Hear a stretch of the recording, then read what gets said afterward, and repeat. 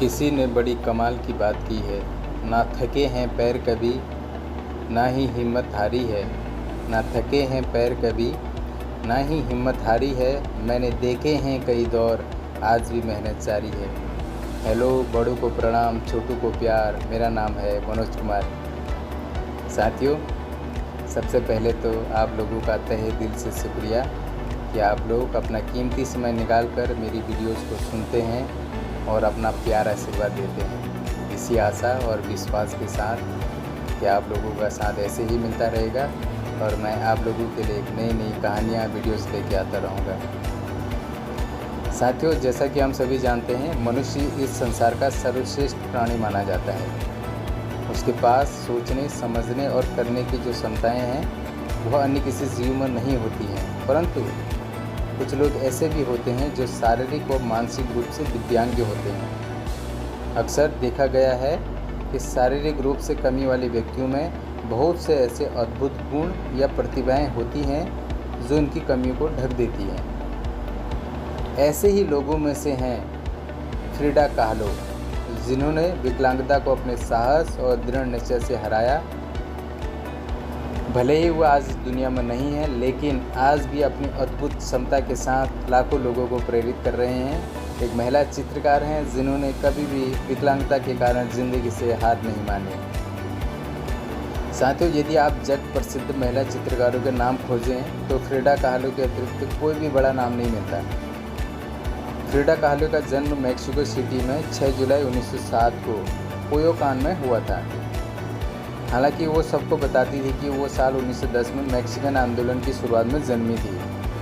पिता उनके जर्मन थे और माँ नेटिव अमेरिकी। उनकी 3 बहनें थीं, जिनमें 2 उनसे बड़ी और 1 छोटी थी।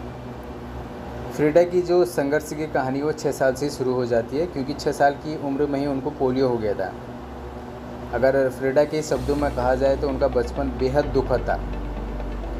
पोलियो की वजह से वो करीब 1 साल बिस्तर पर पड़ी रहीं। ठीक होने के बाद भी उनकी एक टांग दूसरी से छोटी और पतली हो गई थी, जिसकी वजह से लोग उनका मजाक उड़ाते थे और उनका कोई दोस्त नहीं था। अपने माँ के साथ उनका रिश्ता बिल्कुल भी अच्छा नहीं था। उन्होंने लिखा था, मेरी माँ एक होनहार औरत थी, लेकिन बहुत क्रूर, बेहरम और धर्मार्थ थी। पोलियो से पीड़ित होने के दौरान उन्होंने अपने पिता से उनका रिश्ता गहरा हो गया था और ज़िंदगी भर वो अपने पिता के सबसे करीबी इंसान रही है। इसकी एक वजह ये थी कि उनके पिता जो थे लेप्रोसी यानी कुष्ठ रोग के मरीज़ थे और पोलियो होने के बाद फ्रिडा समझ पाई कि एक मरीज़ की ज़िंदगी कैसी होती है। फ्रिडा कहती है कि मेरे पिता ने जो मुझे कुछ सिखाया है ना, मैं उसे मानती हूँ और वो हर उस चीज़ के खिलाफ जो मेरी माँ ने मुझे सिखाया है। बचपन से ही उन्हें पेंटिंग करने का शौक़ था, हालांकि उन्होंने ऐसा कभी नहीं सोचा था कि वो आगे जाकर भी यही करेंगे। पोलियो के दिनों में बिस्तर पर लेटे अपनी और अपनी बहनों की तस्वीरें बनाती थी। उनके पिता के दोस्त थे फर्नांडो फर्नांडिस, चित्रकला के मामले में उनका मार्गदर्शन करते थे और उनके पिता जो थे फोटोग्राफर थे, तो उन्हें भी तस्वीरें डेवलप करना सिखाते थे उनके पिता। फिर भी चित्रकला फ्रिडा के लिए महज एक शौक़ थी और वो बड़ी होकर जो है डॉक्टर बनना चाहती थी। साल 1922 में फ्रिडा मैक्सिको सिटी के नेशनल प्रिपरेटरी स्कूल में मेडिकल की पढ़ाई करने चली गई। इसी दौरान वो मार्क्सवादी विचारधारा की ओर आकर्षित हुई और एक छात्र संगठन से जुड़ी। संगठन के नेता आलेहांद्रो गोमेज एरियस से उनकी अच्छी दोस्ती हुई और यही दोस्ती आगे जाकर फिर प्यार में बदल गई। उस दौर में लड़कियों ने स्कूल जाना शुरू ही किया था और नेशनल प्रिपरेटरी स्कूल में महज जो है 35 लड़कियाँ ही पढ़ती थी, जिनमें से फ्रिडा जो है अपनी बेबाकी, होशियारी और बागी ख्यालात की वजह से सबसे मशहूर हो गई थी। साल 1925 में फ्रिडा के साथ एक बहुत बड़ा हादसा हुआ। एक दोपहर वो आलेहांद्रे, जो उसके दोस्त थे और जो बाद में उसका बॉयफ्रेंड बन गया, उनके साथ जो है वो बस की सवारी कर रही थी और बस एक गाड़ी से बुरी तरह से टकरा गई और फ्रिडा को गहरी चोट पहुंची थी। एक लोहे का डंडा है उनके कमर में घुस गया और उनकी रीढ़ की हड्डी, कमर की हड्डी बुरी तरह से फ्रैक्चर हो गई। इस दुर्घटना से उन्हें शारीरिक चोट ही नहीं पहुंची, बल्कि बुरी तरह से सदमा भी लगा। एक्सीडेंट की वजह से उनका स्कूल जाना बंद हो गया और डॉक्टर बनने का सपना भी अधूरा रह गया। और उनके करीबी आलेहांद्रे, उन्होंने भी उनका साथ छोड़ दिया। इस गहरी मानसिक चोट को भुलाने के लिए उन्होंने अपना सारा वक्त चित्रकला को समर्पित कर दिया। इतना कुछ होने के बाद भी अपनी अदम्य इच्छा शक्ति, संघर्ष क्षमता के बल पर वह मौत के मुंह से बाहर आने में कामयाब रही। हालांकि इलाज के बाद वो चलने फिरने और सामान्य जीवन जीने के काबिल हो गई थी, किंतु रह रह कर उन्हें असहनीय दर्द के झोंके बार बार आते रहते थे। इलाज की इस प्रक्रिया में महीनों बिस्तर पर जकड़े रहने के कारण वे मित्रों और समाज से लगभग कट गई थी। अपने दर्द और एकाकीपन को उन्होंने चित्रों के माध्यम से व्यक्त किया है। उनके अधिकांश चित्र अगर आप देखेंगे तो जो है उनके चित्रों में हमेशा रुग्ण वाले चित्र दिखेंगे। उन्होंने अपने समय समय पर उनके मन के उमड़ते भाव और स्थिति को उसने अभिव्यक्ति की है चित्र में। एक बार उन्होंने कहा था कि मैं सिर्फ अपने आप को देख पाती हूँ, इसलिए अपने चित्र बनाती हूँ। मैक्सिको के विश्व प्रसिद्ध महान म्यूरल आर्टिस्ट हैं डिएगो रिवेरा। उनसे वो काफ़ी प्रभावित थी और फ्रिडा के चित्रों में रिवेरा शैली का गहरा प्रभाव रहा है। उनके अंदर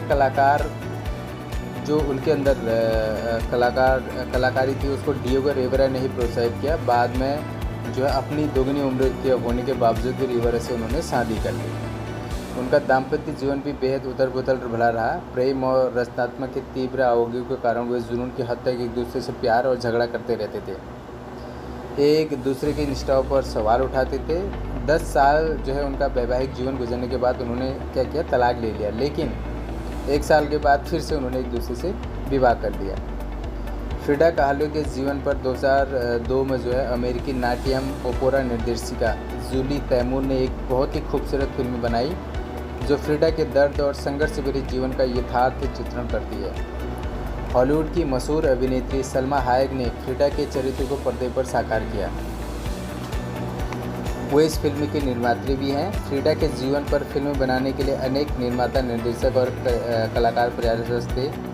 अंतर्राष्ट्रीय बाजारों में फ्रिडा के सेल्फ पोर्ट्रेट्स की बढ़ती नीलामी कीमतों ने इन प्रयासों को और बढ़ावा दिया, किंतु अंततः सफलता जूली तैमूर और सलमा हायक की जोड़ी को मिली। अगर 20वीं शताब्दी के पूर्वार्ध में फ्रिडा काहलो मैक्सिको की नई क्रांतिकारी पीढ़ी में स्त्री स्वतंत्र और उन्मुक्त विचारधारा की पुरोधा बनकर उभरी, जिसने स्थापित मान्यताओं के परे नारी संघर्ष की नई परिभाषा लिखी। वो अपने सेल्फ पोर्ट्रेट्स के लिए पूरी दुनिया में चर्चित रही। उनके काम को मैक्सिकन संस्कृति और लोक कला का बेहतरीन उदाहरण माना जाता है। उन्होंने दुनिया भर की महिलाओं को अपने शर्तों पर जीने के लिए प्रेरित किया। उनका पूरा जीवन त्रासदियों से भरा रहा। अनेक शारीरिक बाधाओं के चलते जुलाई 1954 में मात्र 46 वर्ष की अल्पायु में उनका निधन हो गया, लेकिन इस छोटे संघर्षपूर्ण जीवन को उन्होंने चित्रों की अभिव्यक्ति देकर अमर बना दिया। मरने से पहले उन्होंने कहा, मुझे अपने जाने का इंतज़ार है, उम्मीद है कि मैं फिर कभी वापस ना आऊँ। उनकी आखिरी इच्छा के मुताबिक उनकी लाश को कम्युनिस्ट पार्टी के झंडे में लपेटा गया। उनके दफनाए जाने से पहले पूरे शहर से उनके सैकड़ों प्रशंसक उन्हें आखिरी बार देखने के लिए इकट्ठे हुए। साथियों, फ्रिडा काहलो ने अपने जीवन में कुल जो है 143 पेंटिंग बनाई। उनकी अधिकांश पेंटिंग, जैसे मैंने बताया, काफ़ी रुग्ण पेंटिंग थी उनकी, और उनकी जो पेंटिंग थी 21वीं सदी की शुरुआत से ही काफ़ी लोकप्रिय हो गई थी। फ्रिडा काहलो को शायद हम नहीं पहचानते अगर 1970 के दशक में फेमिनिस्ट आंदोलन की दूसरी लहर के दौरान उनकी जो कलाकृतियाँ हैं दुनिया के सामने नहीं आती तो। आज भी फ्रिडा नारीवादी आंदोलन का एक ज़रूरी चेहरा है, जो सिर्फ पितृसत्ता ही नहीं बल्कि हर उस सामाजिक व्यवस्था के खिलाफ थी जिसकी नींव वर्ग वैषम्य हो। तो साथियों, ये थी फ्रिडा काहलो, जिनकी संघर्ष की कहानी अद्भुत है और हमें जीवन में एक नई सोच, नई शक्ति देती है। अंत में इतना ही कहना चाहता हूँ कि ये मंजिलें बड़ी ज़िद्दी होती हैं, हासिल कहाँ नसीब से होती है। ये मंजिलें बड़ी ज़िद्दी होती हैं, हासिल कहाँ नसीब से होती हैं, मगर वहाँ तूफ़ान भी हार जाते हैं जहाँ कश्तियाँ जीत के होती हैं। Thank you so much. Thanks a lot.